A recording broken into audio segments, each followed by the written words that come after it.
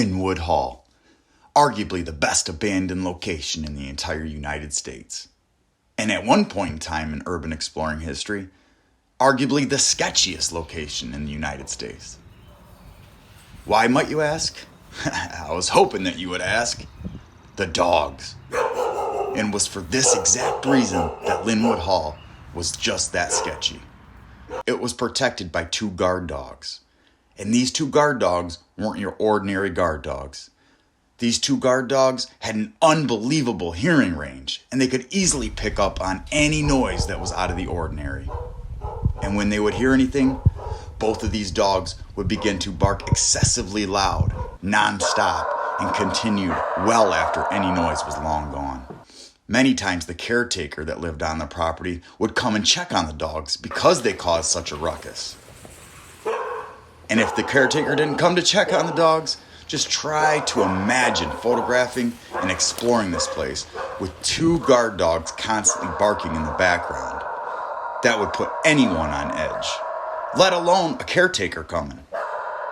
So it was for this reason that it was extremely difficult for anyone to try to sneak onto the property. And it was one of the main reasons why many people stayed away from even trying to access Lynnewood Hall.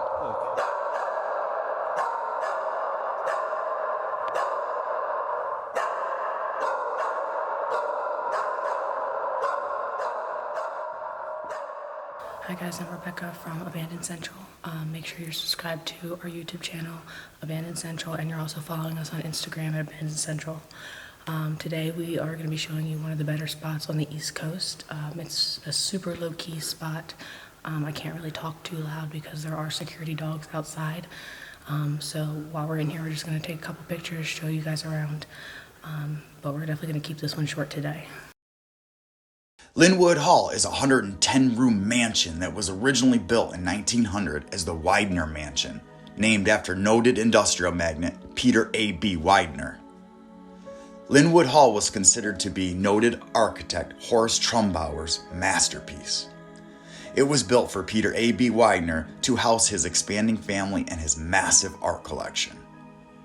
One notable fact about Lynnewood Hall worth mentioning here is that it does indeed have connections to the infamous Titanic. On April 15, 1912, Peter Widener's son, George Widener, and his young grandson, Harry Widener, were among the 1,500 people that tragically lost their lives when the famous ship, and at that time investment of Peter Widener, the SS Titanic, sank to the bottom of the Atlantic Ocean. Since he had lost his wife just a few years earlier, this completely devastated Peter Widener and broke his heart. He passed away only a mere 3 years later in 1915. Only 15 years after moving into his immaculate prized possession residence. At this time, Lynnewood Hall was then passed down to Widener's only surviving son, Joseph Widener. Joseph Widener lived at Lynnewood Hall until he too eventually passed away in 1943.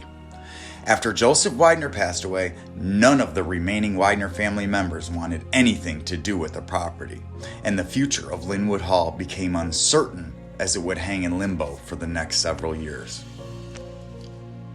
Finally, in 1952, Lynnewood Hall was sold to a religious group and it became Faith Theological Seminary.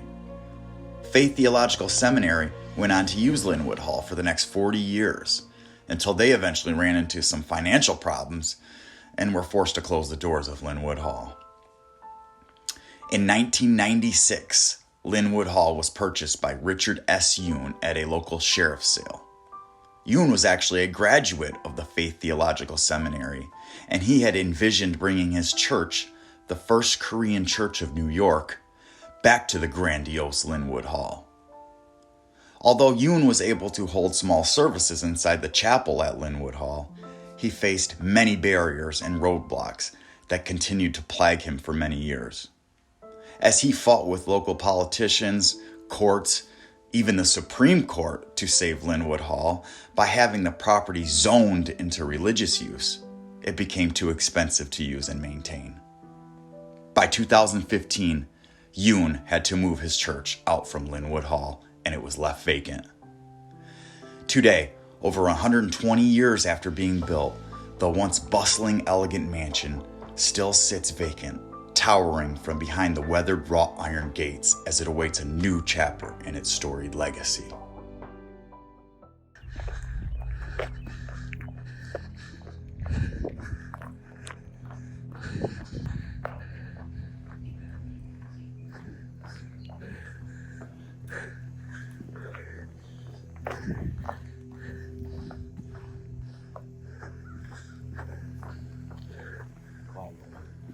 Cool.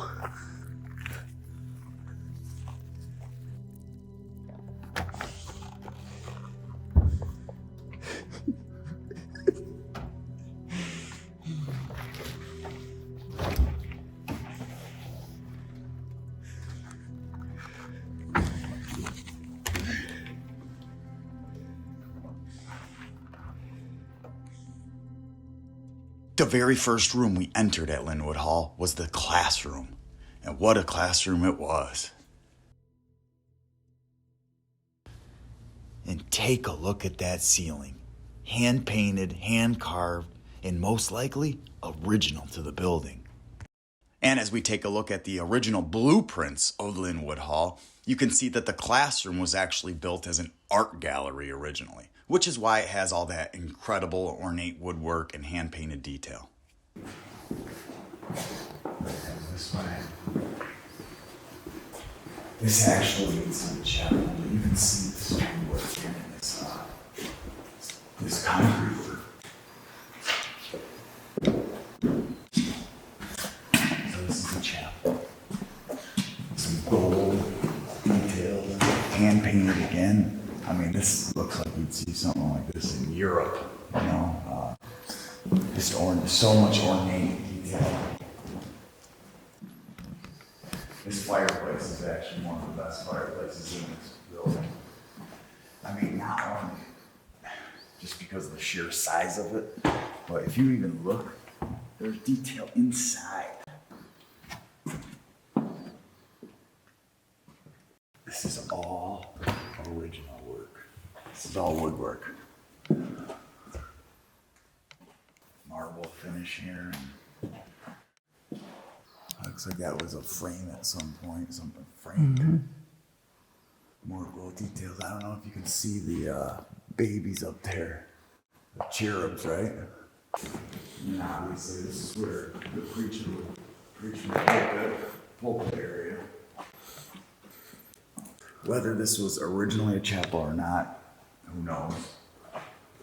But they definitely used it for chapel in the last days.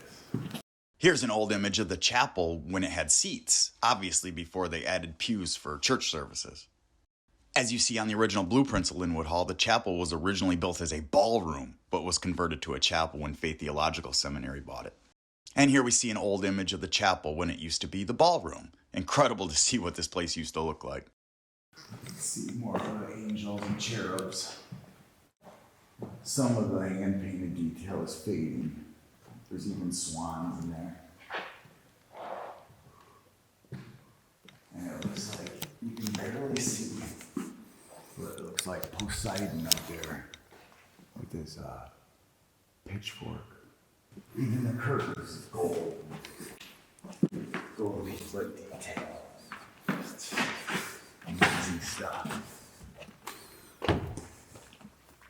All original to the building.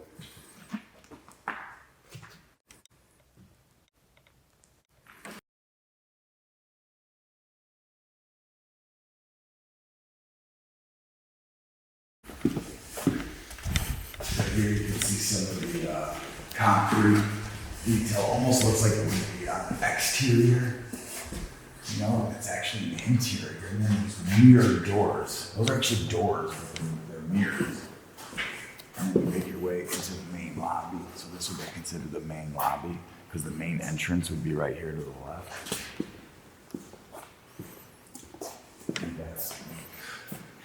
And it speaks for itself. And as you can clearly see, the architecture inside Lynnewood Hall was simply unmatched. You have faces everywhere, stone details, marble details, granite work, plaster work, concrete, iron railings going all the way up the stairways. That right there is quality craftsmanship, and you just simply do not see places built like this anymore.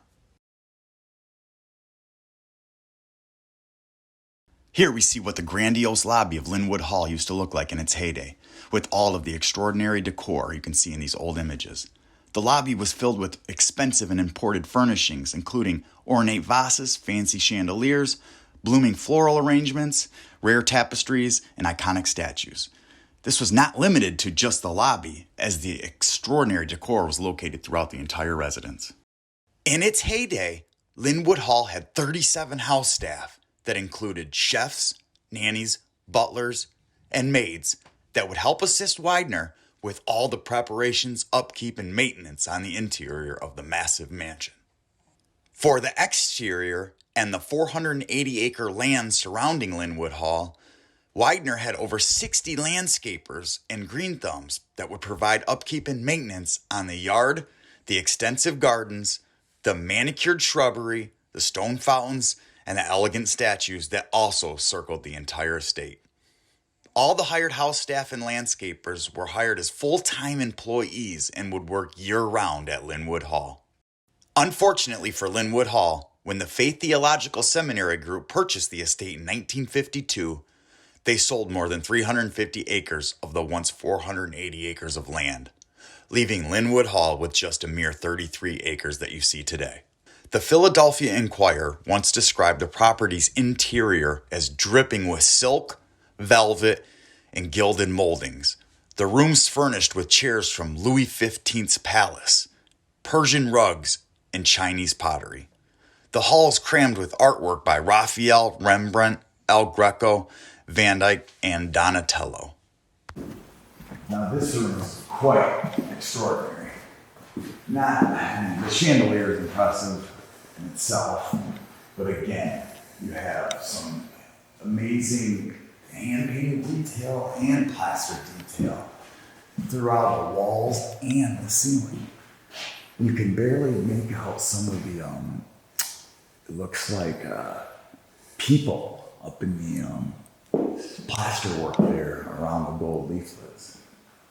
So if you come over here, you get a really good view, a good vantage point, even when you first walk in, you can just see how grandiose it is and just how amazing it is. So this would be your view when you would walk in.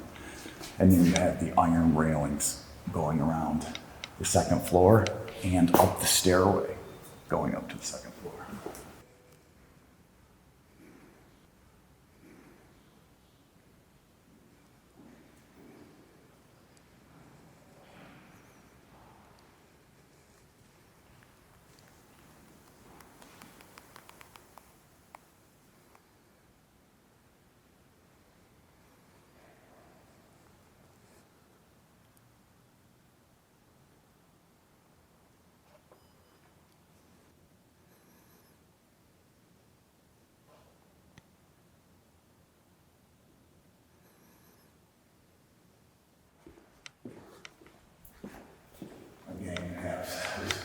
Marble and granite detail up there are inside of the stonework.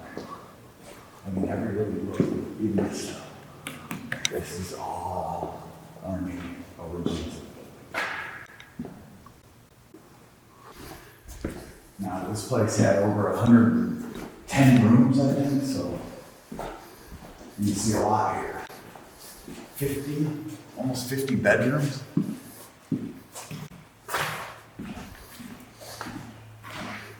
Here we have another fireplace. Again, some amazing, I'm not sure if that's tin, but it's incredible inside of the fireplace. And then this looks like some granite here. But you see this, even the wallpaper, and you know what's really cool? Check this out over here. You wouldn't even think these are just walls, right? But then if you open this one up, you have storage, right? And then fake books that would open. This one would open at one time, right? And it's like another storage unit. And then if you open this one, it that leads back. What?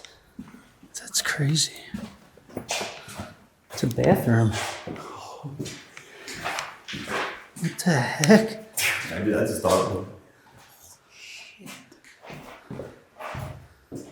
And that leads to the lobby? Yep, that does look so, does it? Yeah. Yep.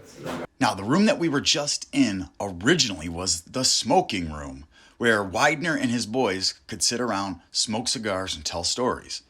And the identical room on the other side of the lobby was the reception room. If we come this way, see here's some more mirrored doors. This actually leads into the main kitchen. We'll see that in a second. This is the main dining room, where when it was the religious institute, this is where they would host all of their meals. Things like that. This is a stone fireplace, so you see the different types of fireplaces that they had in here, from granite to stone to marble to wood.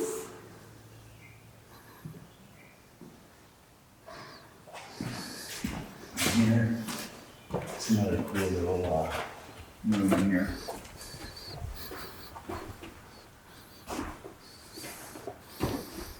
Looks like we're good. Granite fireplace, fully intact mirror. One of the very few in here, and you can see like the curved. Yeah. A detail, just amazing stuff. This is the lobby over here. This actually leads to the basement and upstairs, and you can see some more ironwork here, ornate ironwork. But here's this would be like one of the main kitchens. Put away. And this would lead to the pantry and stuff. But yeah, it's just amazing because they still have like all the dishes even in here, you know. And some fine china.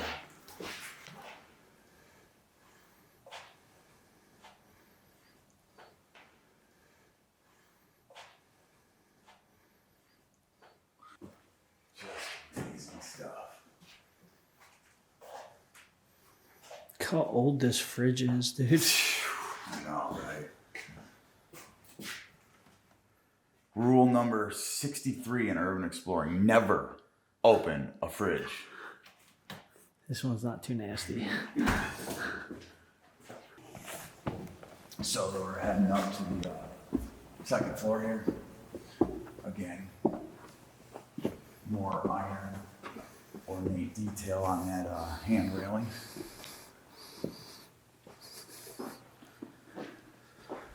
And the stained glass dome piece here. I'm getting some dome today.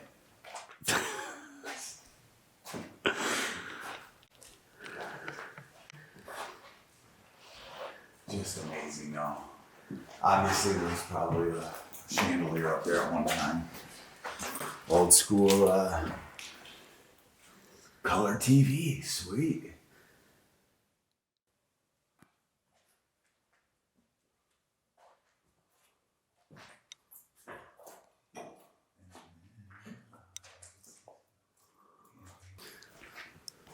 God, it's just like sometimes you come through here, like you've been here a few times, and like you just see more and more each time you come, you know.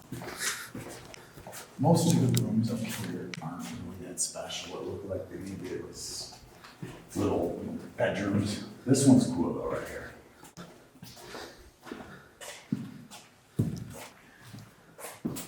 This one's cool because you have obviously two twin beds here, but you got a clawfoot bathtub even in the bathroom, and you have this porcelain sink. And look at the fixture. Look at this. The soap holder.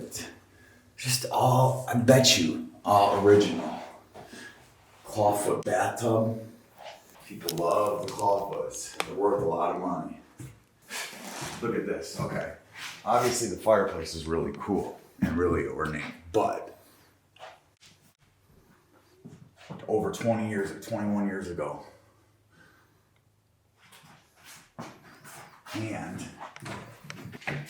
so you have an actual itinerary from 2000, from that same year.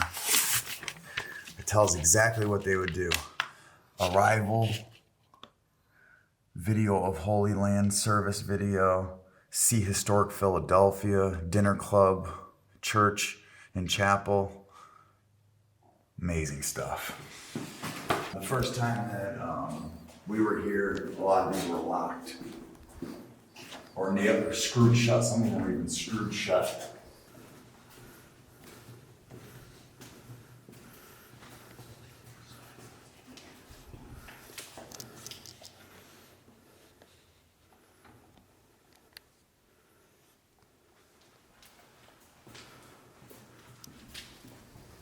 This is what we had to deal with one of the first times we were here, is they had screwed the doors, and somebody came through and did some great work for us and unscrewed some of these doors so we could get in and see them.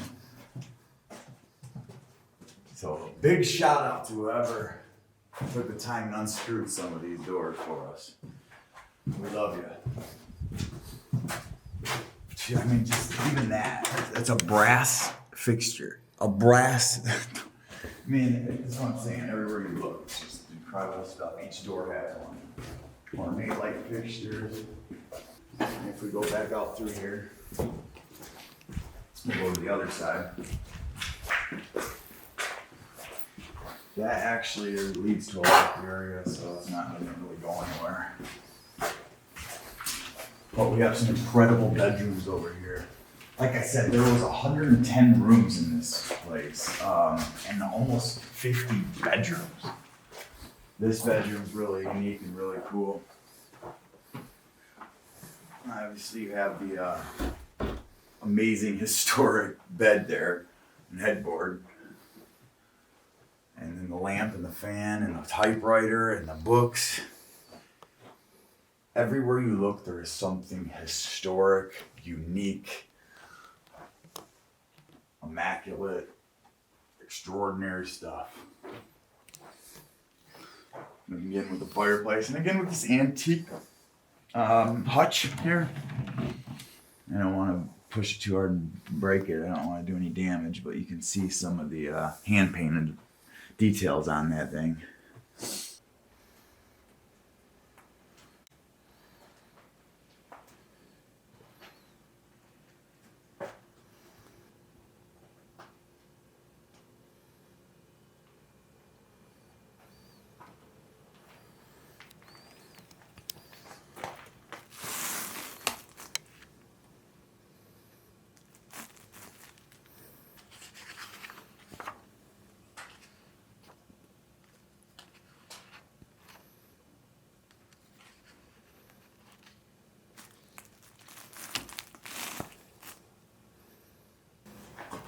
That's my type of book right there.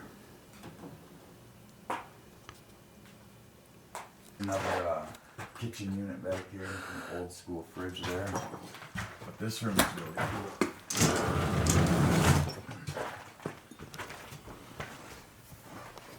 This is another little, probably a bedroom at one time.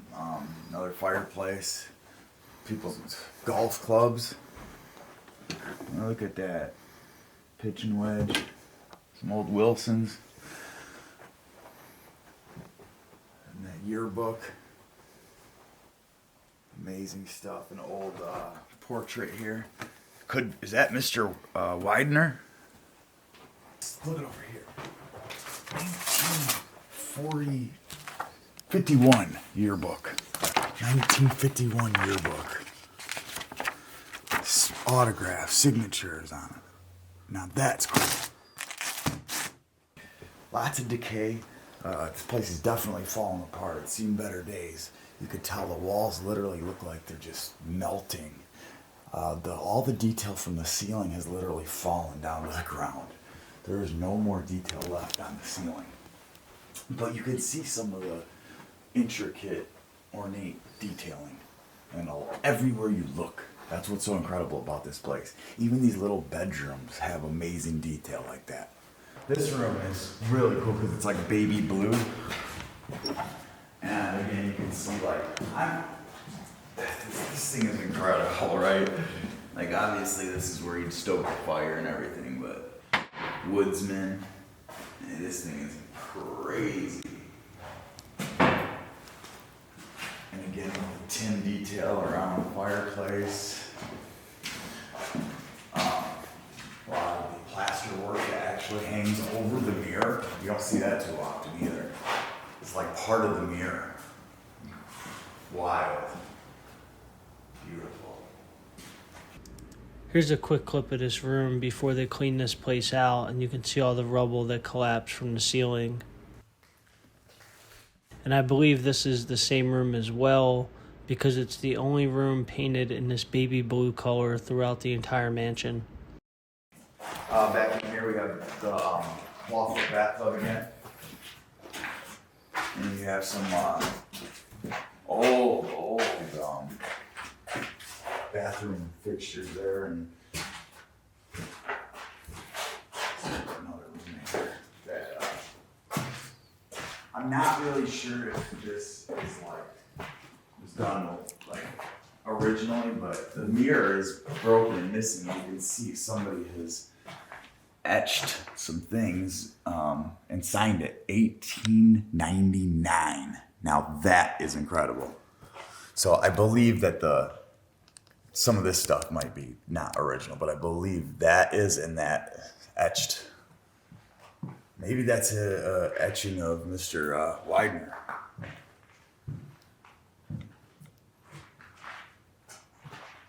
The guy that originally had this place built. That's insane. I know, isn't 1899, wow. Actually, So about 4 years ago, I was in here by myself. I wanted to reshoot the place. It was Thanksgiving morning, around 6:30, 7 a.m. I was in here shooting this room, and I heard the caretaker pull up. I looked out this window, and I could see him out the window feeding the dogs. So I kind of just stayed up here and watched them for a few minutes. Next thing I know, I heard the door open to the place, and it was the caretakers letting some workers in to clean the place up. So as they came upstairs, I hid in this closet for about 45 minutes. Right here.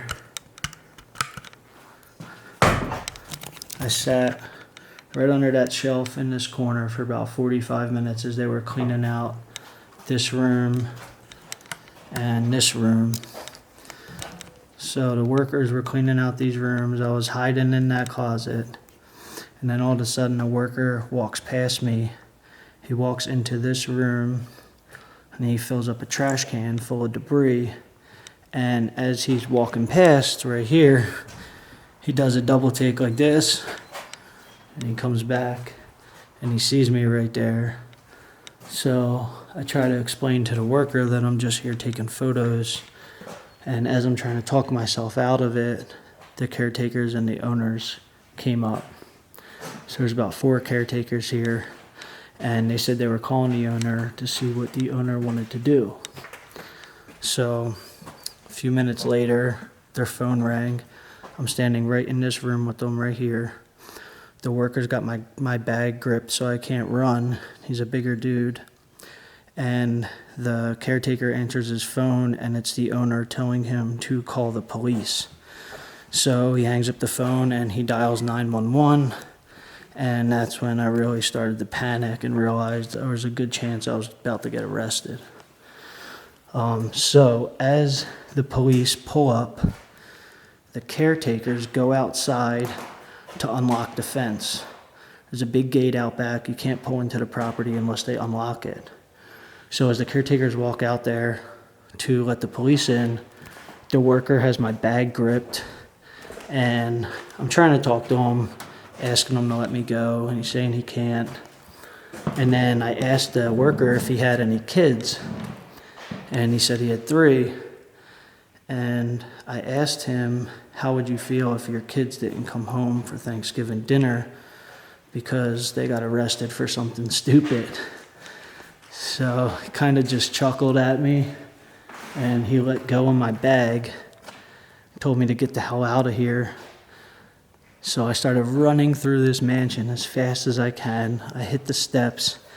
I get out the window that's right below me, ground level, and I start sprinting across this huge yard.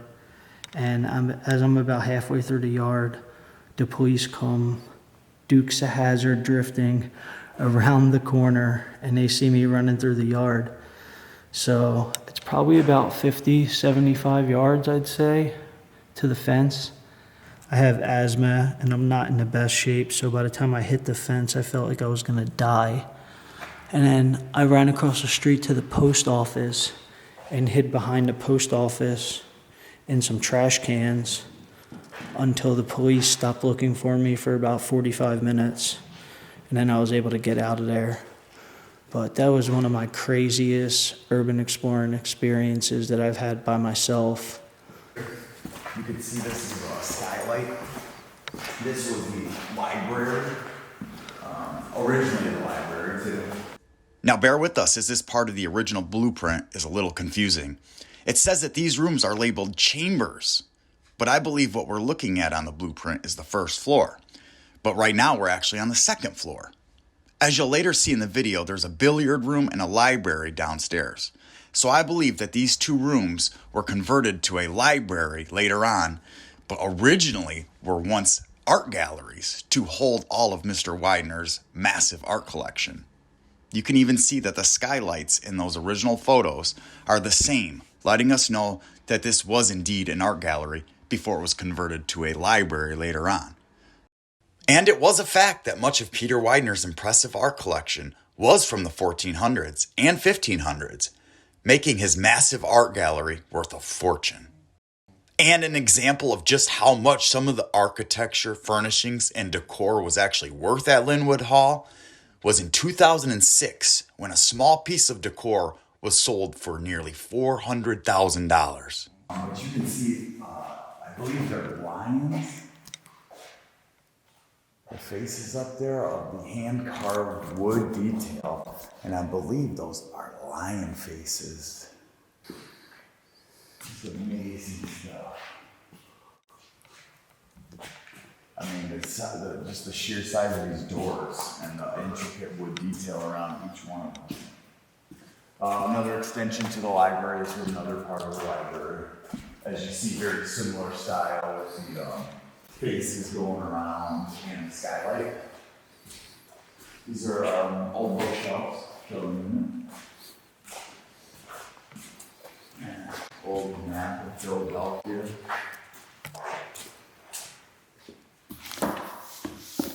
Wow, that's cool.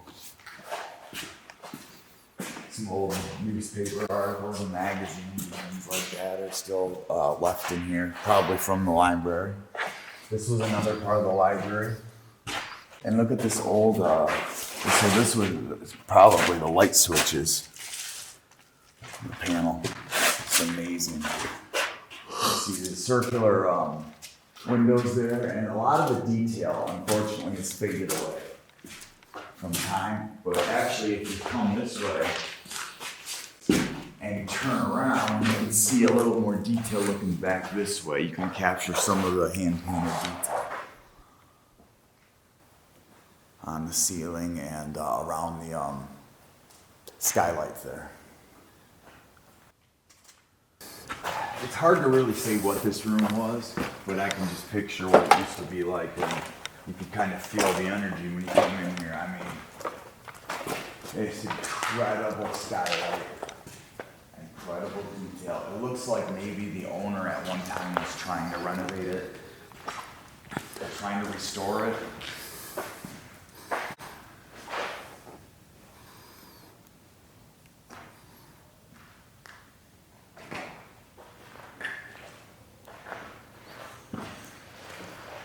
From this one and only original photo that we could find from this room, you can really see that it looked like gallery space that would show off Mr. Widener's artwork with seating all around it, which makes sense because this room also did connect directly to the other two gallery rooms.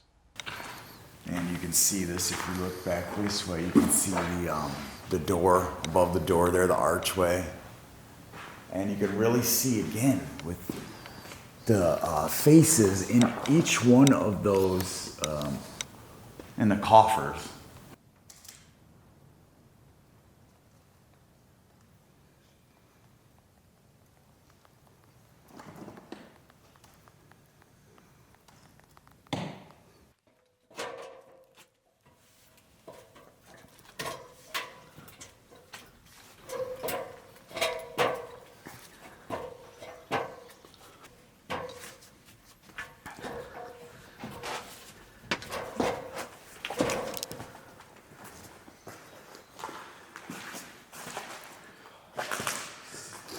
Been here now 5 times. First time seeing the pool.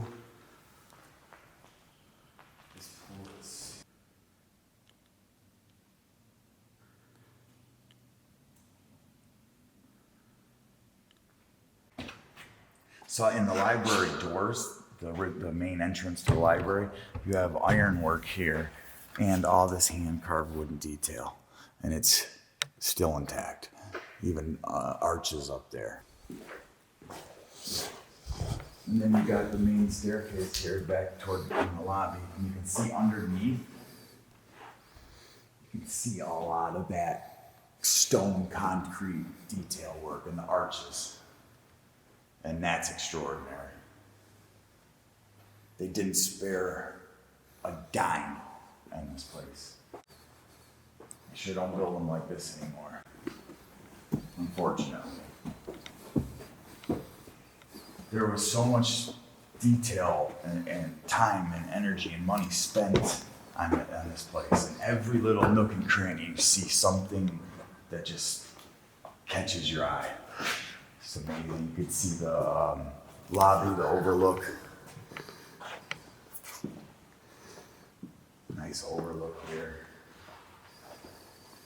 Overlooking the main entrance here. Almost looks like a widow's walk, you know, over there.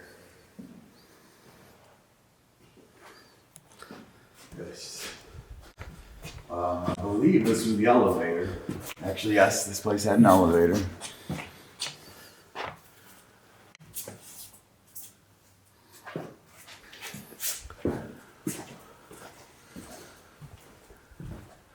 And make your way down this hallway, you can see again skylights and incredible details. I don't think there's much in these rooms. Intact mirror though, these were some of the locked ones too. Intact fireplace and mirror here. This bathroom over here. This amazing, amazing bathroom. You have to see this one. You have amazing marble finish.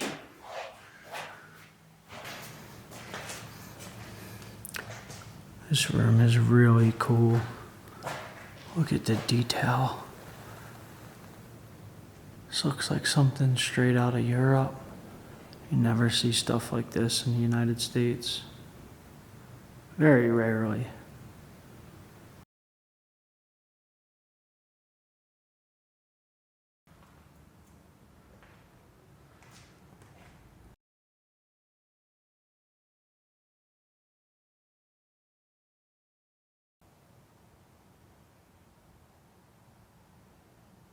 This was the only bedroom in the entire mansion with this much detail put into it.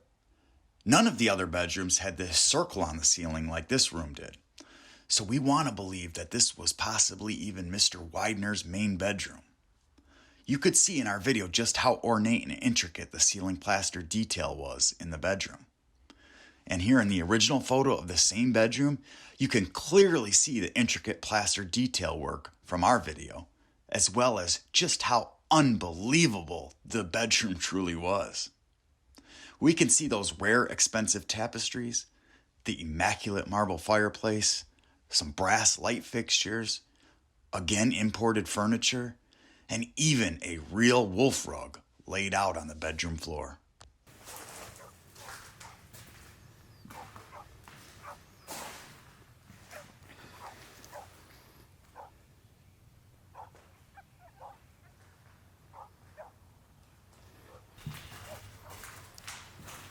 eat this shit. So we've been shooting here for about 20 minutes or so, and I'm trying to get as many shots as I can, especially with on a full frame camera now. My anxiety is like really high right now, so I'm not too enthusiastic. I don't know if you guys can hear, but the dogs are barking outside, so trying to be as quick as I can. But situations like this, it's scary hard to try to take a good photo when you've got like massive dogs outside barking their heads off. Sometimes walking through this place, it just feels never ending. There's 110 bedrooms in this mansion. A lot of them look like this. Some are decaying a lot more because the ceiling's falling, but most of them are just cleaned out, empty rooms where you can just still see all the detail from the trim work, plaster work, the woodwork.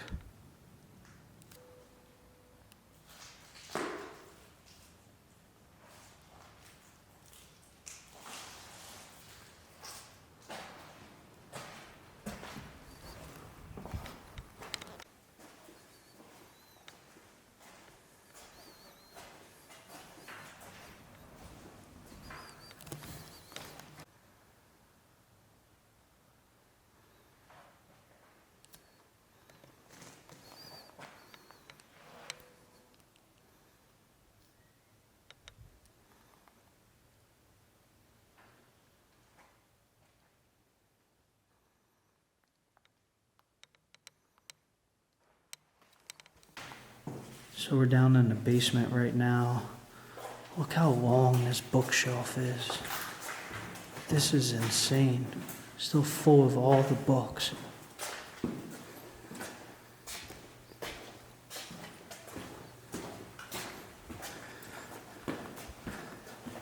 Library.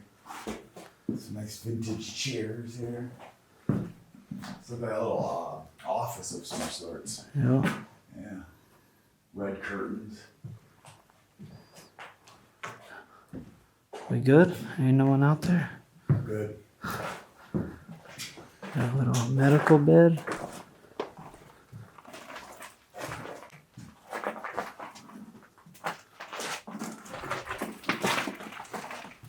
Lots of encyclopedias and stuff.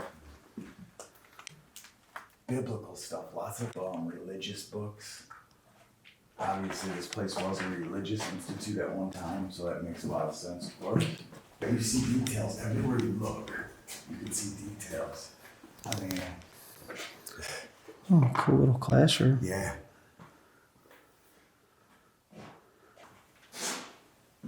Nothing back there.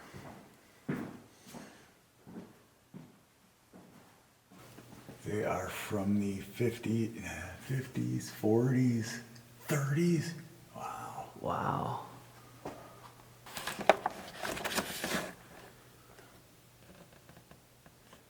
Europe and Asia Assemblies and World Council of Churches.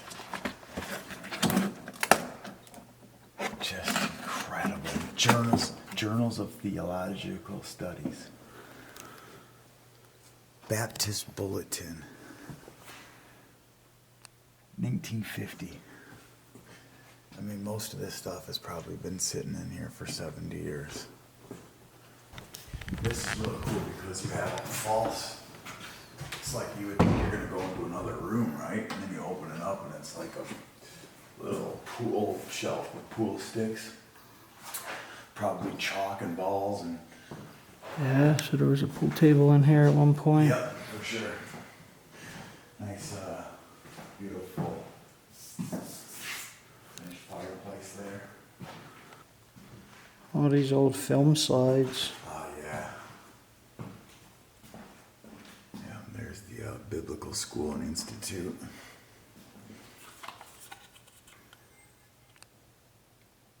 Boat on the water. Trees.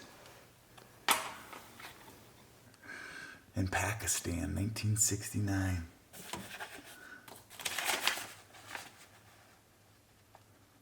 Wow. Faith Theological Theological Seminary application form.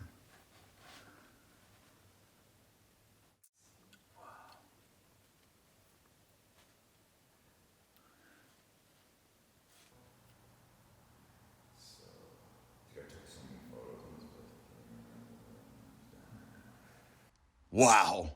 What more can we really say? After many attempts and even some failures, we finally got it done. Lynnewood Hall is by far one of the best urban explorations that we have ever done. After all, Lynnewood Hall is considered the holy grail of urban exploring in the country, and now you can definitely see why. So thank you all so much for taking the time to come inside with us and check out the most beautiful and incredible abandoned mansion in America. Don't forget to check out our website, abandonedcentral.com, for more information and photos. And please subscribe to Abandoned Central on YouTube to see more incredible abandoned locations. Thank you all again for the support.